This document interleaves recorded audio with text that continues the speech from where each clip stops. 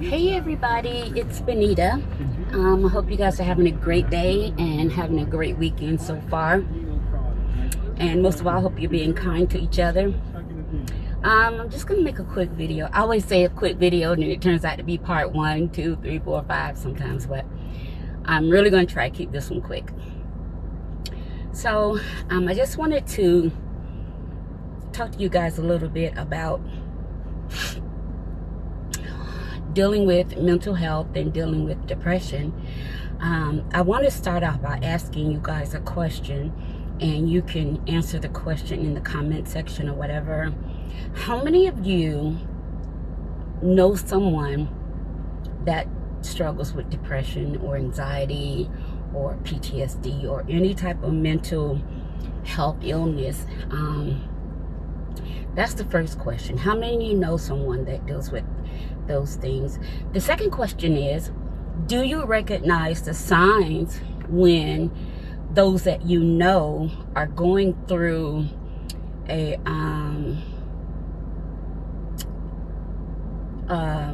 going through their battles at the most with the depression or anxiety or whatever?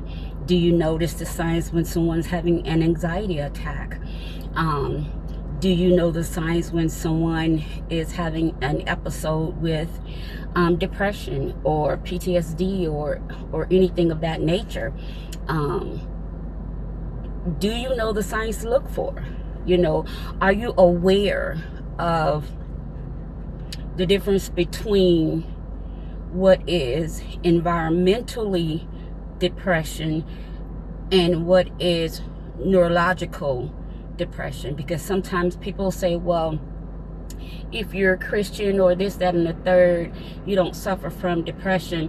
Well, you might be talking about environmental type depression, which means that you can be in certain environments that are causing you to be depressed. That's a very real thing. However, when someone is battling with a neurological depression, that means that something in that brain, those neurotransmitters are not connecting correctly, that causes depression as well. And so I wanted to know, are you guys even aware that there are different types of depression? And I've seen so many preachers on Facebook and whatever talking about, well, if you love God, if you truly love God, if you truly pray and fast, you don't suffer depression.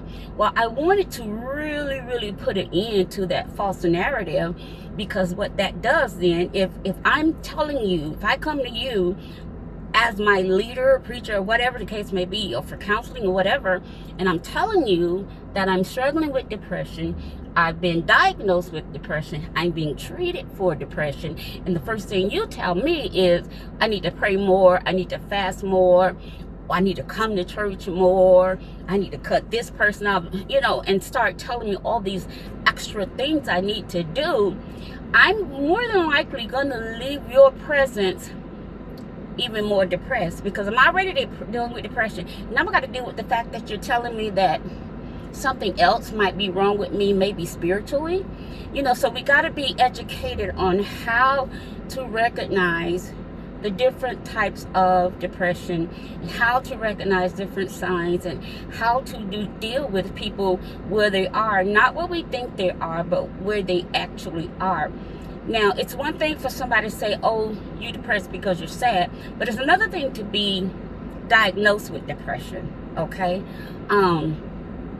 And so a lot of times, sometimes our bad choices, that's not depression, okay? Our bad choices are just that, they're bad choices. But depression can come from any source. Depression can come from the environment. The depression can come from seasonal depression. Depression can come from trauma. Depression can come from being in abusive relationships. Depression can even come from the brain activity not doing what it's supposed to do. You know how your neurotransmitters are supposed to connect? Sometimes if they misfire, like mine does, you will have these bouts of depression. Some will be high, some will be low. And most of the time, people around me, they don't never know. You know, unless I come out and say, today I'm battling a really bad bout with depression. And I'll still be looking just like this. I'll still be talking just like this. But internally, I don't have the momentum to get up and go. I don't have the wherewithal to want to be around people and things of that nature. And so in my case, I'm diagnosed and treated for severe depression with anxiety. Part of that is from the trauma of my daughter. A lot of it, but most of it is from my neurotransmitters misfiring because of the 2 different types of brain tumors that I have. And so I just wanted to make it clear to a lot of people, particularly us in the Black community, because we just think we can pray everything away. You know, I've seen people tell people, oh, you don't need to take the medicine, just let me lay hands on you. You guys are going to be held accountable for those kind of things. I will tell anyone, whether you have faith or not, you can't just stop taking your mental health medications. You shouldn't stop taking any kind of medications just at the word of someone else. Always, always, always consult your physician. Yes, I believe in God. You think I don't believe in God? God has kept me for 12 years, going on 13 years. Next February will be 13 years of living with 2 different types of brain tumors, whereas everybody else that I know or knew that had the same type, they're no longer here. So it's not about having faith, it's about having information. Okay, this is what I want you to get. This is not a faith talk. I'm trying to open up my platform more and more and more to share about mental health in our communities, in our churches, because this is not something you just gonna wave your hand over somebody and pray away. You know, do you tell people, oh, you healed, go home and throw that medication away? You know, you almost are practicing medicine without a license when you do stuff like that. And again, I tell you, it has nothing to do with faith. These things, you gotta have information. You gotta have proper information, correct information, up-to-date information, if you're going to be able to deal with people that have mental health issues. And all mental health issues are not demonic, like I explained to you. I'll go more and more and more into these things as time progresses, but all week long, I have been having a really bad struggle with depression. So when you don't look like it, that's the thing. Depression doesn't have a face. Depression doesn't have a name. It doesn't have a pedigree. It doesn't have, it doesn't care where you matriculated from. Depression does not have a look.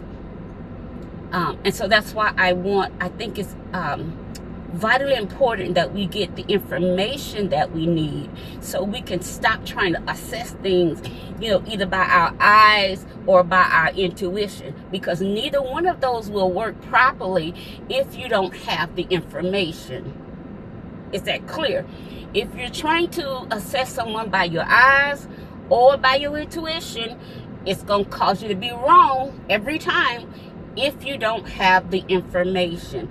My job, and I believe what my assignment is to equip you all with proper information, even if it means opening up my life, opening up my struggles, my battles. You know, it is what it is. But I do believe that God has given me the grace, the courage and the wherewithal to talk about these things without feeling like, oh, I don't know what people are going to think. I don't care what people think.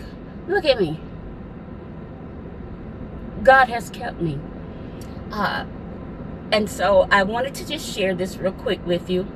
Again, depression doesn't have a look, doesn't have a name, doesn't have a color, doesn't have a pedigree, doesn't have a matriculation, doesn't have any of that. It is what it is.